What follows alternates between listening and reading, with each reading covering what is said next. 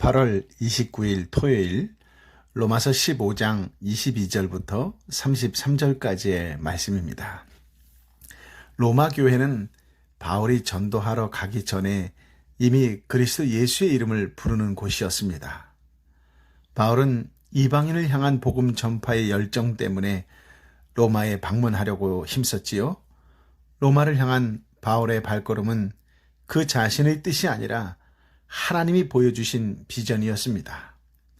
또한 바울은 서신으로 복음 전하는 것조차 부족하게 여겨 직접 방문해서 그들의 신앙을 견고하게 하려고 애씁니다. 하지만 그의 방문 시도는 여러 번 좌절되었습니다.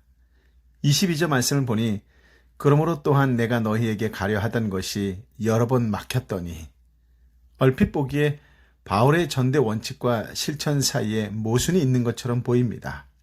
왜냐하면 이미 로마에는 교회가 있었기 때문이지요. 그러니 나무의 터 위에 건축하는 것 같아 보입니다. 그러나 사도 바울이 말하려고 하는 것은 이방인을 위한 사역자로 부르심을 받은 이후 지금까지 그 일을 충실하게 해왔다라고 하는 점입니다. 로마 동쪽 지역에 복음 전하는 일을 끝냈으니 다음 사역 장소는 로마 서쪽의 서바나, 스페인을 말하는 것이지요. 서바나라는 것을 알리고 싶은 것입니다. 그래서 로마 교회를 방문하여 복음 안에서 교제한 후에 이방인의 사도로서 마지막 직무 수행을 위해 그들의 지원을 받아 미전도 지역인 서바나에 복음 전파하기 원한다는 것입니다. 그렇습니다. 그리스도 예수의 일꾼 사역은 개인의 소원과 열망으로 하는 사역이 아닙니다. 교회의 머리이신 주님의 뜻을 따라 교회와 함께하는 사역입니다. 바울이 선교 계획을 세우기 전에 성령님께서 먼저 안디옥 교회의 소원과 열명을 주셨지요. 성령님께서 시키는 일을 위해 교회로 하여금 바나바와 바울을 따로 세우게 하셨습니다. 바울은 확실하게 이방인의 사도로 부름을 받았을지라도 단독으로 결정하지 않고 교회의 결정에 따라 사역했습니다. 교회가 짐을 지운 사역을 했기 때문에 한 사역이 끝나면 교회에 돌아와 보고하고, 보고한 후에는 이전처럼 교회에 머물러 주님의 말씀을 가르치고 전파했습니다. 할례 문제로 다툼이 생겼을 때 예루살렘 회의에 바울과 바나바와 몇 사람을 보내기로 한 것도 교회입니다. 그 직무가 끝난 후에도 바울은 다시 안디옥 교회에 머물며 교회의 교사 역할에 충실했습니다. 공적으로 복음을 전파하는 그리스도 예수의 일꾼으로 사역하려면 바울처럼 내적 소명이 분명할 뿐만 아니라 교회를 통해 외적 소명도 분명해야 합니다. 오늘날 그리스도 예수의 일꾼이 되려는 뜨거운 열망을 품은 사람 중에 개인의 소원만 확인해서 신학교에 입학하고 졸업 후의 사역지도 개인이 결정하는 일이 많습니다. 교회나 신학교가 하나님의 일을 할 사람을 신중하게 확인해서 추천하지 않습니다. 교회가 보고받거나 책임지는 일도 없고 각자 알아서 사역하게 합니다. 그 결과가 성령의 능력을 따르기보다 자기 능력을 따라 사역하는 자들이 많아졌습니다. 교회는 말씀과 더불어 역사하시는 성령의 능력보다 소위 심리학이나 마케팅이나 엔터테인먼트의 능력을 더 의지하는 경향이 강합니다. 이제는 이단성을 가진 사람이나 이단자가 정식으로 교단 신학교에 입학해서 목사나 선교사 자격증을 받아 사역을 해도 분별하기 어려운 상황이 되어버렸습니다. 교회가 성경의 원리를 떠날 때 큰 부작용을 후불제로 지불할 수밖에 없습니다. 오늘날 만연한 개인주의 풍조와 달리 바울은 철저하게 교회와 함께 선교했습니다. 로마 제국의 동부 지역의 복음을 전파할 때 안디옥 교회와 함께 했던 것처럼 로마 제국 서부 지역의 복음을 전하는 사역을 로마 교회와 함께 하려 합니다. 23절, 24절 말씀을 함께 읽어볼까요? 이제는 이 지방에 일할 곳이 없고 또 여러 해 전부터 언제든지 서바나로 갈 때에 너희에게 가기를 바라고 있었으니 이는 지나가는 길에 너희를 보고 먼저 너희와 사귐으로 얼마간 기쁨을 가진 후에 너희가 그리로 보내주기를 바람이라. 아멘. 그런데 이 서신을 쓰고 있는 고린도에서 곧장 로마를 거쳐 서바나로 가고 싶은 바울 개인의 간절한 소망과 열정은 잠시 미루어야 했습니다. 마케도냐와 아가야 성도들이 예루살렘 성도 중 가난한 자들을 위하여 헌금한 것을 예루살렘 교회에 전달해야 할 사역 때문이었지요.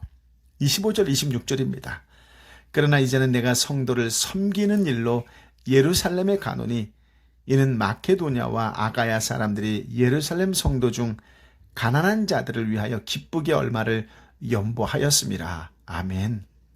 이 일도 교회가 바울에게 짐지은 사역이었습니다. 하나님의 일을 하는 사역자는 스스로 띠띠고 원하는 곳으로 다닐 수 없습니다. 요한복음 21장 18절의 말씀처럼 그는 교회가 짐지은 사역을 하는 공인이기 때문이지요. 바울은 성도가 성도를 돕는 일을 구제라고 하지 않았어요. 성도를 섬기는 일이라고 말합니다. 본문의 연보로 번역한 단어는 성도 사이의 나눔을 뜻하는 코이노니아입니다. 소위 친교, 교제라는 뜻이 있지요. 그러나 오늘 본문에서는 헌금으로 해석하는 것이 무난합니다. 바울은 어찌됐든 성도가 성도를 돕는 것을 구제하지 않고 성도를 섬기는 일이라고 했지요. 이런 개념입니다. 가족 관계에서는 구제한다라고 하지 않지요. 서로 돕고 사는 것이 가족에게는 당연하기 때문입니다. 교회가 한 가족이라고 하는 이 정신을 마케도냐와 아가야 성도는 기뻐하며 돕는 것으로 드러냈습니다. 고린도후서 8장 2절에 보면 그들 역시 큰 환난의 시련을 겪고 극심한 가난에 쪼들리는 그런 형편이었음에도 불구하고 넉넉한 마음으로 기꺼이 헌금을 했던 것입니다. 아멘. 참으로 우리에게 시사하는 바가 큰 문장이요 말씀이 아닐 수가 없습니다. 27절 말씀인데요. 저희가 기뻐서 하였거니와 또한 저희는 그들에게 빚진 자니 만일 이방인들이 그들의 영적인 것을 나눠 가졌으면 육적인 것으로 그들을 섬기는 것이 마땅하니라. 아멘. 이 말씀은 우리말 번역이 좀 더 원문에 가까이 번역했는데요. 이런 뜻입니다. 그들이 기쁨으로 그렇게 했지만 사실 그들은 예루살렘 성도들에게 빚진 사람들입니다. 만일 이방 사람들이 그들의 신령한 것, 영적인 것을 나눠 가졌으면 육신적인 것들로 그들을 섬기는 것이 마땅합니다. 그렇습니다. 본문의 영적인 것, 신령한 것은 복음의 은혜를 뜻합니다.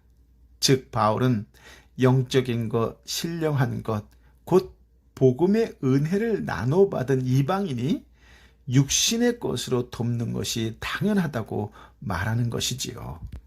참으로 큰 은혜요, 도전이 되는 말씀입니다. 28절, 29절 말씀을 함께 읽어볼까요? 그러므로 내가 이 일을 마치고 이 열매를 그들에게 확증한 후에 너희에게 들렀다가 서바나로 가리라. 내가 너희에게 나아갈 때에 그리스도의 충만한 복을 가지고 갈 줄을 아노라. 아멘. 은혜에 빚진 자의 삶에 자연스럽게 맺혀야 할 것은 열매라고 표현하지요. 한 가족 정신을 가르쳐 줍니다. 이 사역 후에 바울은 로마 성도를 빈손으로 방문하지 않고 그리스도의 충만한 축복을 나눠줄 것입니다. 그러니 서바나에서도 하나님의 일을 잘 할 수 있도록 그들도 물신양면으로 지원해야 당연하겠지요. 그런데 참으로 놀라운 것은 바울은 이 당연한 일조차 사도의 권위로 명령하지 않았다라고 하는 것입니다. 30절부터 33절까지의 말씀을 함께 읽어볼까요?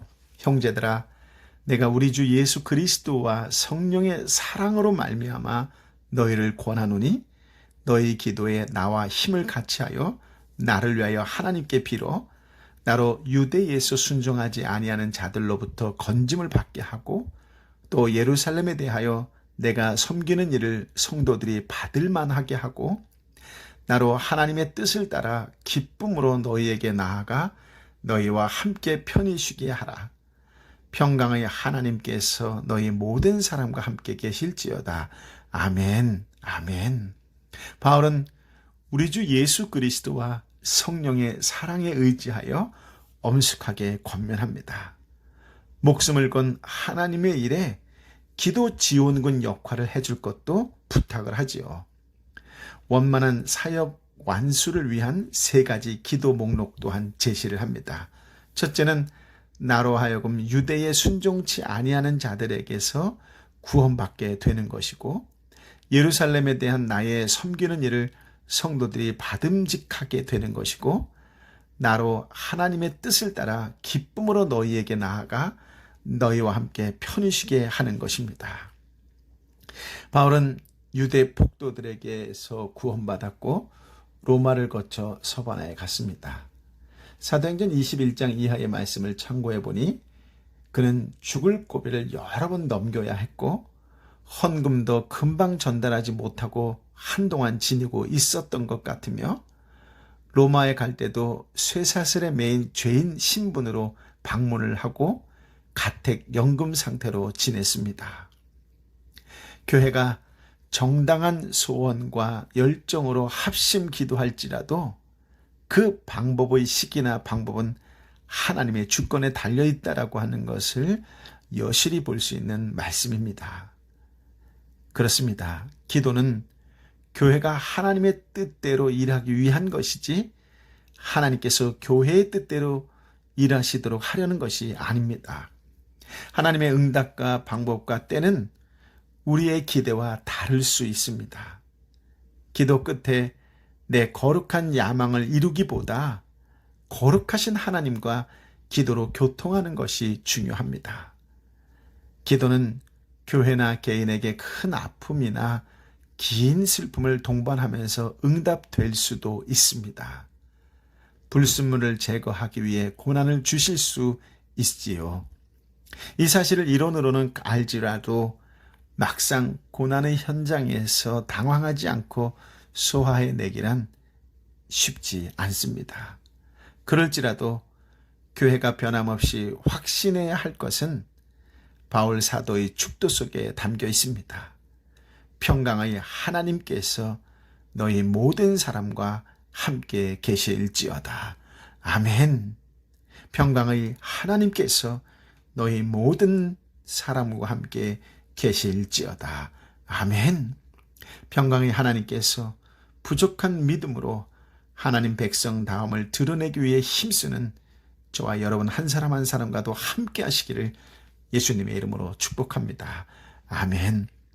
아버지 하나님, 참으로 귀하고 복된 생명의 말씀을 허락하여 주시니 감사합니다. 그가 얼마나 전도와 선교에 열정이 있었는지, 한 분 한 분을 얼마나 섬기고자 하는 마음이 있었는지, 하나님의 뜻을 아는 자라고 하는 분명한 깨달음과 놀라운 말씀을 허락하여 주시니 감사합니다. 어렵고 힘든 가운데에서도 더 어렵고 힘든 영혼들을 위하여 기꺼이 헌신하고 헌금했던 마케도니아와 아가야의 성도들의 모습을 보게 하여 주시니 감사합니다. 이 시대에 다들 어렵다, 힘들다, 고통스럽다고 말하지만 그 누구 하나 나서서 그들을 위로하고 격려하고 무언가 내놓으려고 하지 않는 이 안타까운 현실 속에서 교회가, 성도가 무엇을 어떻게 해야 되는지에 대한 명확한 말씀을 주시니 감사합니다. 주님, 이 땅의 교회를 위하여, 이 땅의 생명을 위하여, 이 땅의 영혼을 위하여 교회가 먼저 자발적으로 내놓을 수 있는 믿음을 허락하여 주옵소서. 이때의 교회가 아프고 힘들고 지쳐있고 고통 속에 있는 영혼들을 위하여, 내 사랑하는 이웃들을 위하여 기꺼이 가진 것을 내어놓을 수 있고 찾아가 위로할 수 있고, 그럼에도 불구하고 사랑으로 축복과 구원과 은혜의 통로의 삶을 살아갈 수 있는 살아있는 교회, 살아있는 성도의 삶을 살아갈 수 있도록 성령이여, 성령이여 임하여 주옵소서. 오 평강의 하나님이여, 아파하고 힘들어하고 지쳐있는 내 사랑하는 형제에게, 자매에게 임하여 주옵소서. 임하여 주옵소서. 저들에게 다시 한번 믿음의 선포를 허락하여 주옵소서. 예수의 이름으로 치유될지어다. 예수의 이름으로 회복될지어다. 예수의 이름으로 해결될지어다. 예수의 이름으로 열릴지어다라고 선포하며 있는 자리에서, 역사의 현장에서 겸손히 주의 뜻에, 말씀에 순종하는 삶을 살아가는 은혜의 사람이 되게 하여 주옵소서. 평강의 하나님이여 임하여 주옵소서. 이제는 길이요 진리요 생명 되신 우리 주님 예수 그리스도의 은혜와 아버지 하나님의 크신 사랑과 성령 하나님의 위로 역사 교통 충만하심이 오늘 주신 말씀을 가슴에 품고 도전하고 깨우쳐 주신 말씀을 이제 나의 말씀이라고 선포하며 그 말씀에 순종하며 살겠노라고, 세상 속에 온전히 그리스도의 향기를 드러내는, 예수의 영광을 드러내는 자로 살겠노라고 결단하는 하나님의 백성 한 사람 한 사람 머리 위에 저들이 애통하는 심령으로 함께 기도하는 가족과 직장과 이 땅과 열방의 교회와 또 내 사랑하는 선교사님과 함께하여 주옵기를 간절히 축원하옵나이다. 아멘.